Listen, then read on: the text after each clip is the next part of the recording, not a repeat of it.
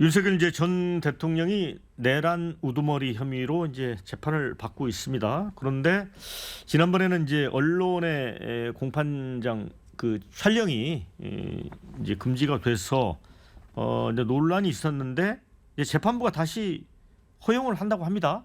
어떻게 보세요?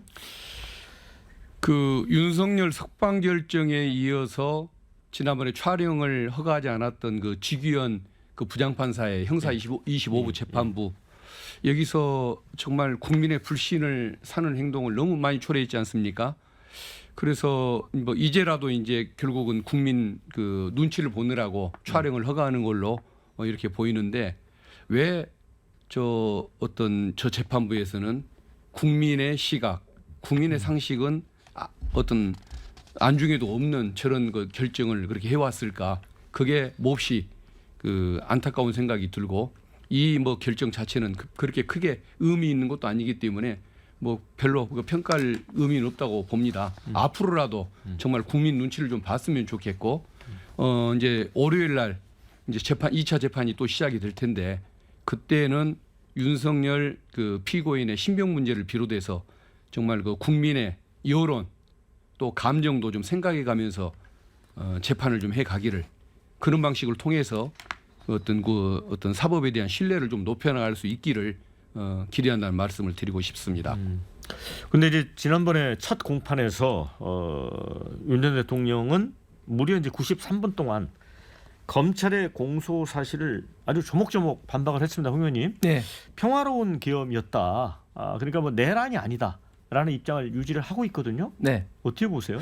예, 저는 당연히 그 형사법 재판에서는 헌법재판소와는 달리 어떤 증거 법리에서 이제 보다면은 당연히 저는 무죄가 될 것으로 확신을 합니다. 왜냐하면 지금 헌법재판소는 그 헌법과 법률의 최후의 어떤 수문장 역할을 해야 되는데 너무 어떤 법률을 위반한 것들이 많았죠. 예를 들어서 가장 대표적으로 2020년 개정 형사소송법에 의해서 피고인과 피청구인이 동의하지 않으면 그 검찰 어떤 조서의 증거 능력이 없음에도 불구하고 그 증거 능력을 사실상 다 인정함으로써 국회를 봉쇄하고 정치인을 체포 구금하고 하는 이런 모든 것들을 다 인정을 해 버렸습니다. 그런 어떤 점들을 이 재판에서 이제 이제 본격적으로 이제 따져야 되는데 우리가 지금 뭐 알고 있듯이 지금 허영 교수가 말씀을 했듯이 지금 1945년 세계 2차 대전 이후로 비상경과 같은 국가 긴급권이 내란으로 인정된 사례가 하나의 사례도 없습니다. 내란이란 것은 꼭 어떤 특정 어떤 목적을 위해서 이제 국가기관 등등을 이제 마비시키기 위해서 어떤 폭동을 일으켜야 되는데 결국은 이게 목적범이 돼야 되시고 그리고 이제 폭동이라는 건 대부분 판례에 의하면 어떤 군 단위 이상의 어떤 면적에 해당되는 국가의 어떤 기관을 어떤 마비시켜야 된다는 그런 어떤 그 요건이 필요한데 사실 대통령이 그런 어떤 의도도 없을 뿐만 아니라 그런 어떤 실행도 구체적으로 이루어지지 않았다는 게 지금 명백하기 때문에 저는 당연히 무죄가 돼야 되고 그렇게 되리라고 기대를 하면서 대통령도 거기 관련돼서 사실은 왜 비상계엄을 했는지 그리고 그 상황에 대해서 누구보다도 가장 잘 아시는 분이기 때문에 첫 번째 재판에서는 변호사보다도 본인이 가장 말씀을 많이 한 것이 아닌가 생각이 듭니다. 박 의원님은 어떻게 보세요? 이번에도 처음부터 끝까지 거짓말을 했습니다. 예.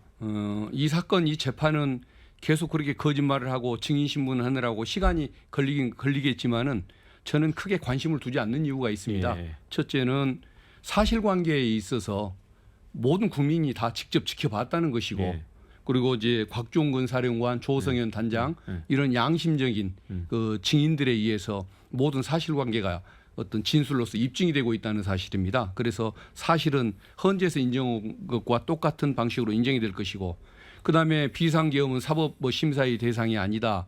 정당한 계엄이었다. 이런 여러 가지 법리 주장을 했지만 헌재가 법관 출신의 고위법관 출신의 헌법재판관 8명이 모두가 다 이걸 인정된다고 봤기 때문에 일선 법원에서도 그 법리 판단을 존중하지 않을 수가 없고 결국은 이 사건은 결론은 다 정해져 있다는 것. 다만 그런 뻔뻔한 태도를 보임으로 인해서 형량을 줄여줄 명분만 없애기 때문에 형량이 높은 결과가 나올 수밖에 없다는 것, 이 점을 말씀드리고 싶고, 이제 유일한 관심은 과연 그 지규현 그 부장판사 그 재판부가 윤석열을 언제 법정 구속할 것이냐, 공수처의 구속 또는 검찰의 구속기간 계산, 여기에 좀 하자가 있는 것 같다라는 식으로 이해할 수 없는 법리를 들이대면서 풀어줬는데, 과연 이게 법리 때문에 풀어준 것이 순수한 마음일 뿐 윤석열 피고인에게 특혜를 주기 위해서 본인이 뭔가 거기에 얽매일 이유가 있어서 봐준 것이 아니라고 한다면 지금이라도 바로 그 법정 구속을 해야 본인의 순수성이 입증된다. 이걸 재판부에 얘기하고 싶습니다. 결국은 윤석열 피고인이 있어야 할 곳은 사저가 아니라 서울구치소라는 점, 그 점을 분명히 한번 재판부에 강조해주고 싶은 심정입니다. 예, 박 의원께서는 이제 법정 구속 당장 해야 된다라고 주장을 하시는데 어떻게 보세요? 그 재판부가 절차상 문제 때문에 뭐 이런 어떤 뭐 법적 이게 기간 구속 기간에 있던 계산은 저는 부차적인 문제라고 생각하고, 이런 어떤 과연 공수처가 내란 관련된 수사 권한이 있느냐, 그리고 서부지법에서 지금 현재 그 발급한 그런 어떤 영장이 정당하냐, 이런 어떤 절차적인 문제가 되어서 지기현 판사가 저는 절차상의 문제로 인해서 구속 취소 어떤 결정에 대해서 법정 구속을 시킨다, 이것은 이제 말도 안 되고 그럴 리도 저는 없다고 봅니다. 그리고 과거에 2017년도 박근혜 대통령 때 우리가 생각을 해보면, 그때 당시에 헌법재판소에서 비록 파면 결정은 났지만 그때 형사법에 있어서 가장 중요했던 뇌물이나 이런 것들이 다 무죄 판결을 받았다. 이번은 그때보다 더 심하게, 지금 뭐 곽정근 전 사령관도 이야기했고 했지만 곽종근, 홍장원 이런 어떤 메모가 왜곡 내지는 오염됐다는 것이 명백하게 지금 현재 밝혀진 상황이기 때문에 그때보다 더 저는 당연히 무죄가 될 것으로 생각합니다. 예, 그 수사기관의 구속 절차나 기간 계산에 문제가 있는 것 아니냐. 예. 그래서 합법성을 확보하고자 구속 취소 결정을 했다는 겁니다. 1심 네. 재판부가. 그래서 그 석방 결정을 했지만 이제 법관은 자기의 정당한 권한으로 새로이 구속할 수 있는 법정 구속 권한이 있습니다. 그래서 정당한 권한을 지금 행사하는 것이고, 밑에 아랫사람들 지시에 따라서 실행한 사람은 구속이 돼 있는데 그것을 지시한 수괴가 불구속 상태로 재판받는 것은 이건 법적 형평성에도 안 맞고 국민 정세에 안 맞는 것 아니겠습니까? 그래서 지금이라도 법정 구속이 되는 것이 맞다는 말씀을 드리고 싶고, 네. 그리고 이제 아까 뭐 누구 말을 믿을 수 없다 이렇게 말씀하시는데, 홍장원, 곽종근, 조성현 단장, 이분들이 거짓말을 해야 할 이유가 없습니다. 나머지는 본인 살자고 윤석열에 대한 의리를 발휘하자고 거짓말을 해야 할 이유가 있지만, 이분들은 선처를 바라는 의미에서 진상을 얘기하고 국민의 선처를 바라기 위해서 진상을 얘기했을 뿐 과장되게 없는 사실을 만들어서 자백을 해야 할 이유는 없는 것이거든요. 그래서 이것은 이 증인들의 증언은 100% 믿을 수밖에 없는 그런 논리적인 그런 특성을 가지고 있기 때문에 이거 사실관계를 그 왜곡하는 그 주장으로 그걸 잘못 활용하는 것은 옳지가 않다.